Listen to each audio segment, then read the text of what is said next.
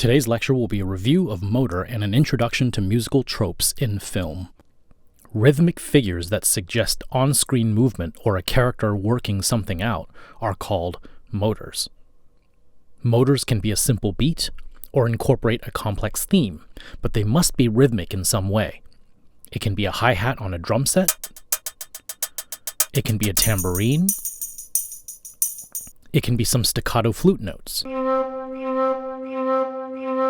The most important thing, however, is to not be too obvious about your motor, or to have it draw too much attention to itself. I know, it's a lot to do at once, so I'm going to add more to your plate. By the time we were about 5 or 6 years old, most of us have heard more shades and varieties of music and sound than people living in the 1650s had heard in their entire lives. Music is such an indelible component to our human experience that it has evolved to be a more robust and effective way of communicating emotion than standard speech. When you or your audience starts to hear any piece of music, thoughts about setting, genre, time period, and character start manifesting in your mind, and as a composer, it is very important to capitalize on this. To understand what you must capitalize on, to grasp at this currency that film composers trade in, we need to study the concept of trope.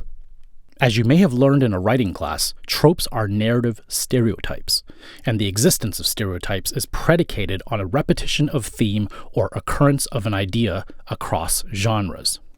In short, tropes are cinematic cliches that have societal and literary function. And you can reinforce the cliche or you can go against it. But part of your job as a composer is figuring out with your director which choices to include and which ones to avoid. That is the best vague advice I can give you. Well, now that we know what a motor is and what a trope is, what's next? How can we put our knowledge into action? When one is orchestrating a piece of music, and an orchestration can be something as simple as one instrumentalist playing, two things are important: instrumentation and articulation. Instrumentation is the category of musical instrument that is selected by you, and articulation is the approach to that instrument. In other words, instrumentation is the kind of instrument you have chosen, and articulation is the way in which you play it.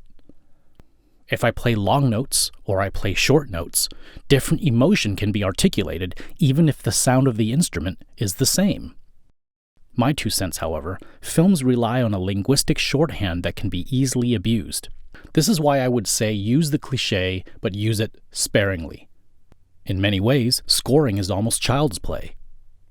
If you are scoring something that takes place in a particular place on the globe, make sure you use the appropriate instrument. If you are scoring a scene with a small body in it, make sure you use a light instrument. If you are scoring a scene with a large body in it, make sure you use a heavy instrument. Here are some suggestions in the slide. These are by no means hard and fast rules, but they do describe tricks that composers have used from time to time. For your homework assignment this week, try to write something to picture and see how it plays out. If you know of a friend who is making a film, ask them if you could contribute a musical cue or a song to their film. If you don't have any friends, rip a scene from your favorite DVD, mute the sound, and try a few things. You might surprise yourself with how creative you can be.